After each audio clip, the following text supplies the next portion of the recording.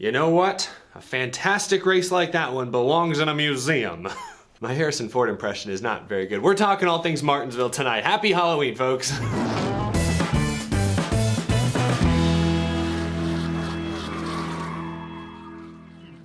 How's it going, y'all? My name is Eric and welcome. Oh, geez, I'm gonna hurt somebody. To Out of the Groove. How do you even use a whip? Like, oh, geez, slap myself in the leg. All right, this is a terrible start to the show, but we're talking all things Martinsville. It was a cluster at the end of the Martinsville race. It's a cluster to begin this show. Let's get to it. The championship 4 has been set. Tempers at the end of this race between Denny Hamlin and Alex Bowman. We'll talk about what Denny Hamlin said after the race here in just a few moments. Before we get to everything regarding today's race at Martinsville, this episode is sponsored by SiriusXM. You can hear the NASCAR Cup Series championship race live on SiriusXM NASCAR Radio Channel 90 this Sunday at 3 p.m. Eastern Time. SiriusXM NASCAR Radio has a full slate of championship preview content. You can listen to Dave Moody Thursday, November 4th. He'll be hosting Championship 4 Media Day live from 3 to 7 p.m. Eastern Time. He'll get to talk to all of the Championship 4 contenders, not just Cup Series, but actually Xfinity and trucks as well. And then on Sunday, November 7th, SiriusXM NASCAR Radio will begin their live coverage from Phoenix at 7 a.m. Eastern. The SiriusXM NASCAR Radio pre-race show will begin at noon Eastern, followed by trackside race coverage for the NASCAR Cup Series Championship race beginning at 2 Eastern. And be sure to stick around after the checkered flag for extensive post-race coverage all the way till 10 p.m. Eastern, so it's a full slate of action on race day. So be sure to subscribe to SiriusXM so you hear the latest from the world of NASCAR and also get access to more than 350 other channels. Thank you to SiriusXM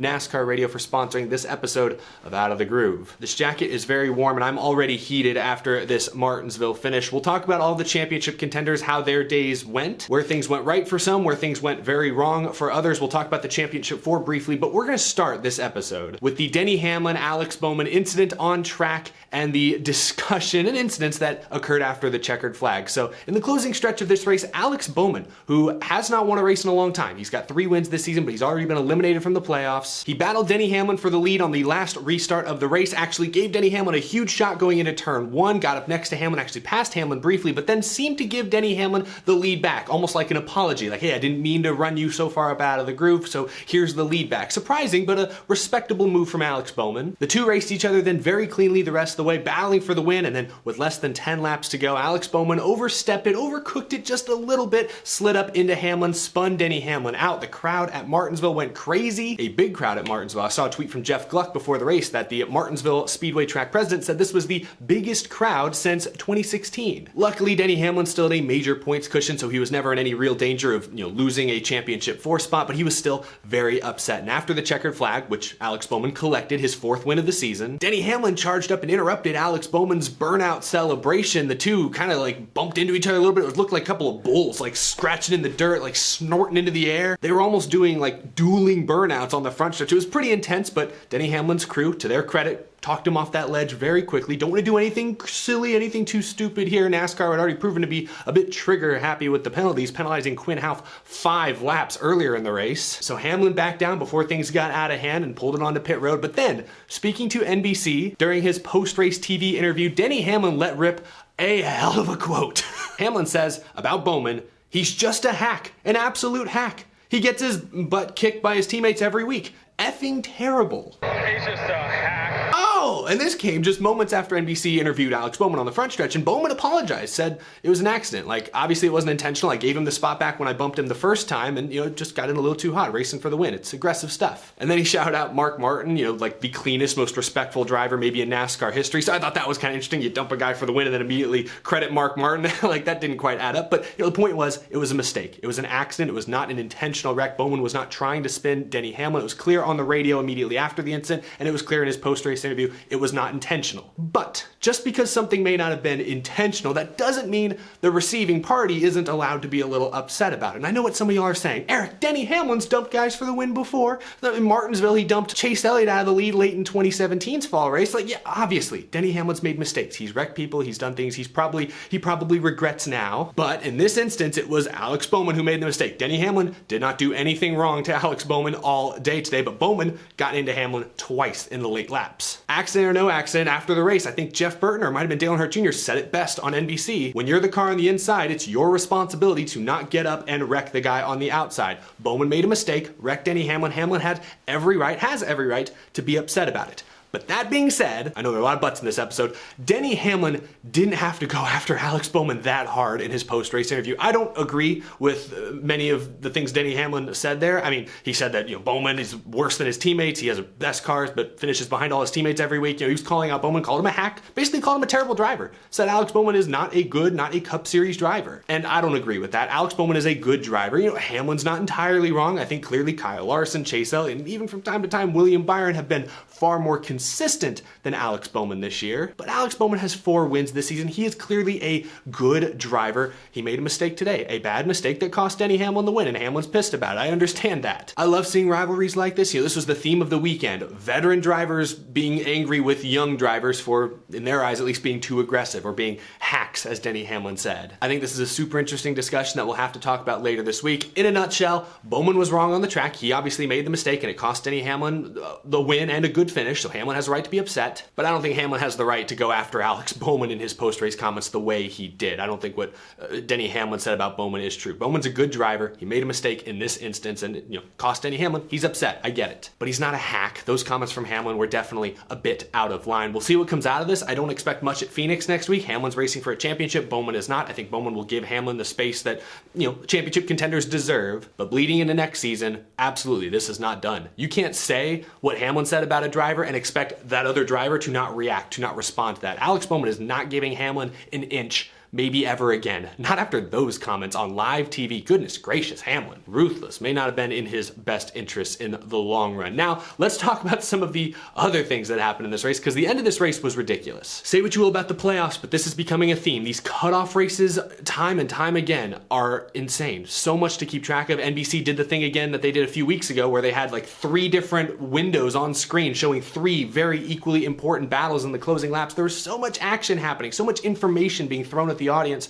It was fun. It was a whirlwind. It was exciting. The first 440 laps or so of this race were very predictable. The Hendrick cars and the Joe Gibbs Racing cars were really fast. That was expected. Chase Elliott being really good, sweeping the stages. I mean, that's fairly well expected. He's good at this track. We know that. Martin Truex Jr. running inside the top 5, ahead of guys like Kyle Busch and Brad Keselowski. That's to be expected. That's exactly what I predicted would happen a couple of days ago. The only surprising thing in the first 400 or so laps was the fact that Ryan Blaney just did not have it today. I don't think it was Blaney. I think it was just the car. I think they missed on the setup with no practice or no qualifying. It happens. That happens at Martinsville. We've seen that happen to good teams like last year in the spring race at Martinsville especially. But Blaney struggling, then getting damaged, that was really the only surprise until the final 60 laps when we saw Martin Truex Jr. try to hold off a hard-charging Brad Keselowski. Kyle Busch was in the fold once again. Chase Elliott and Brad Keselowski battling lap after lap for third. Elliott seemed to lay over and try to give Keselowski the spot, but he didn't take it, and that stacked the whole field up, and that actually led to Truex getting serious damage that jeopardized his season for a moment. And then a few laps after that, Keselowski, kind of like what Bowman did to Hamlin, Keselowski just drove it in a little too hard and dumped Chase Elliott. So similar incident, Chase Elliott has every right to be upset with Brad Keselowski for that one. Chase Elliott swept the stages, so luckily he'd already locked himself into the championship, so I'm sure he's going to sit back and be a little calmer about it than Denny Hamlin was, losing out on a grandfather clock. But same deal there. Keselowski made the mistake. It was an honest mistake. I'm sure Keselowski would admit that it was just a mistake. He didn't mean to run into Chase Elliott there. And Chase Elliott, sure, he's run into people in the past as well. You guys are going to talk about Bristol in 2020. Yeah, he wrecked Logano. But in this moment, Chase Elliott has a right to be upset with Brad Keselowski. Now, if he went out to the media and said what Hamlin said about Bowman about Brad Keselowski, I would say he's going too far. But Chase Elliott has a right to be upset. Any driver who gets dumped by somebody else has a right in the moment to be frustrated. That's my general philosophy when it comes to racing, unless it's somebody that you dumped earlier in the race, like in the same race or like the week before. If you dump somebody earlier in the race and then they come back out and dump you, maybe you had it coming. So in that case, maybe you're not able to be angry. You got to read the temperature of the room. Social awareness. It's an undervalued trait in racing, I think, sometimes. Anyway, I'm rambling on and on and on again. Thank you again to Work Pro Tools for sponsoring the show so I can ramble like this over and over again. Let's look at the top finishers real quick. Bowman wins it. Kyle Busch, who ends up missing out on the championship 4 by just a couple of points, finishes second.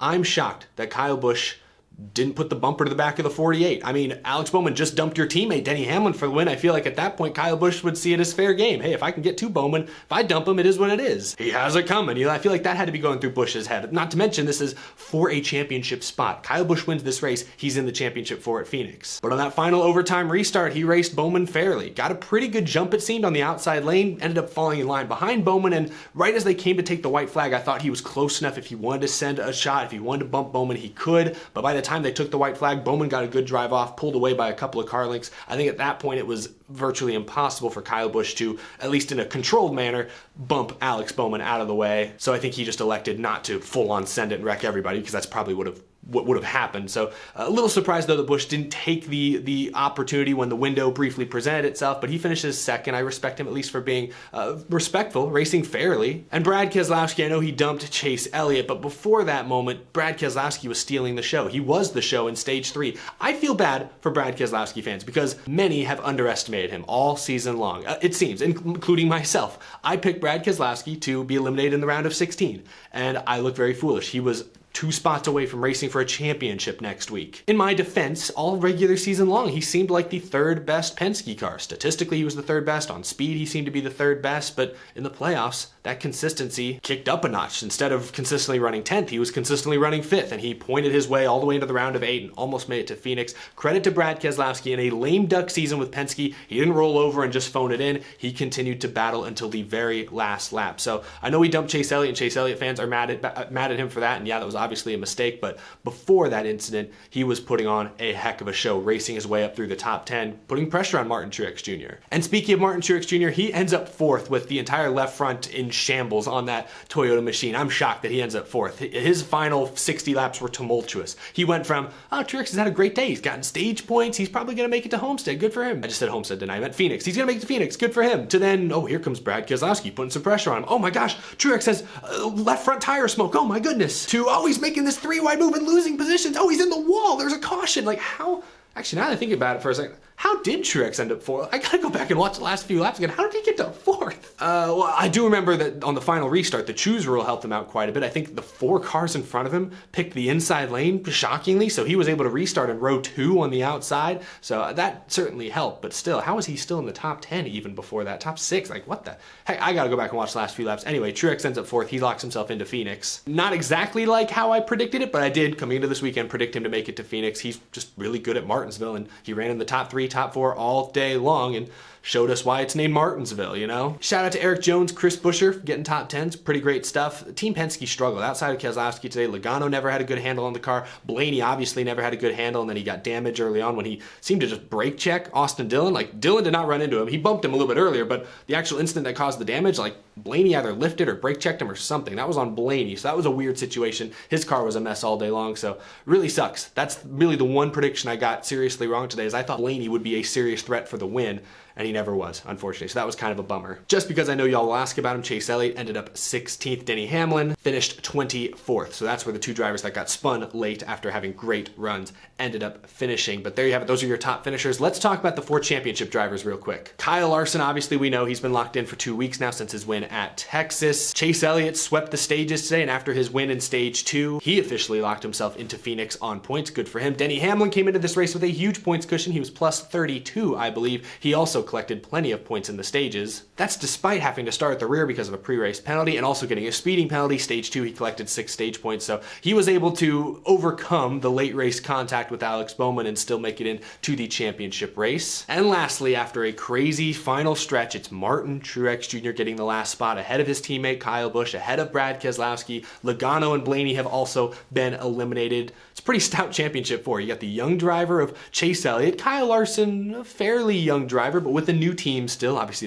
they've hit on it pretty well this season. But then you get the veterans from Joe Gibbs Racing. Hamlin still chasing his first Cup Series championship, and Martin Truex Jr., who's been really strong at the 750 horsepower tracks this year and won at Phoenix back in the spring. They will be tough to beat. It's going to be Hendrick versus Joe Gibbs Racing, as it's been most of this season, shaping up to be a heck of a standoff out in Phoenix this weekend. Who's going to be in Phoenix there? I'm going to be there. Who else is going to be out in the desert Friday and Sunday, 3-day weekend, 3 championship battles. It's going to be fun. But we'll talk about Phoenix more later this week. Now let's put this race on the groovy gauge. I already talked a little bit about the racing more broadly. The first 440 laps were not super interesting because there just wasn't a lot to talk about. You know, Chase Elliott looked really fast. Hamlin, some of the other Gibbs cars came on strong late. Keselowski was starting to show some speed, but there weren't any surprises. It was just a very straightforward, solid, enjoyable Martinsville race. But then in the final 60, everyone lost their heads. Keselowski dumping Elliott, Bowman dumping Hamlin. Playoff cut line got extremely narrow, extremely tight there. I thought NBC did a really good job covering all the action and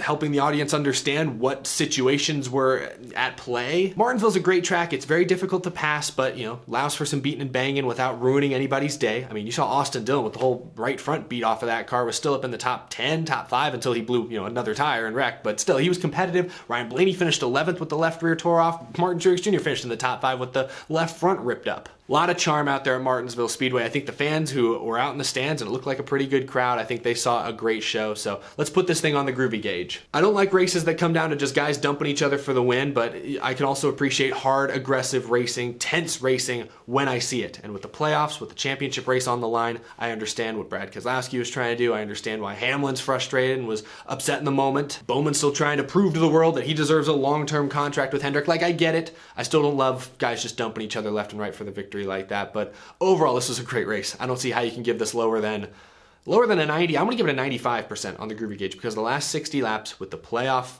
implications at stake put this thing over the edge. I would have probably given it like an 80, 75 or an 80 before the final 60 laps or so when, you know, Truex was put in a difficult situation and new faces began to reach the front of the field. But overall, I'm gonna give this thing a 95%. I thought it was a fantastic race, and I'm not the biggest Martinsville fan in the world. Everyone knows Bristol is my favorite short track on the current NASCAR schedule. Martinsville's probably in second place ahead of Richmond, but this was a fantastic Martinsville race. I cannot deny that. So 95% for me. What do you think down in the comments below? This was once again a memorable race. I hope you all enjoyed it. That's going to do it for this race recap episode. Be sure to subscribe if you're new to the channel. We talk NASCAR day in, day out. The championship race is 1 week away. Let's go out on a high note. And as always, a huge thank you to my amazing Patreon supporters as well. I couldn't do this show without your continued support each and every month. I greatly appreciate it this season. I will see you all later this week. We have a lot to talk about before the championship for the Truck, Xfinity, and Cup Series all get settled this weekend, this coming weekend at Phoenix Raceway. Thank you all so much for watching. I'll see you in the next episode. Happy Halloween, everybody. Be safe out there.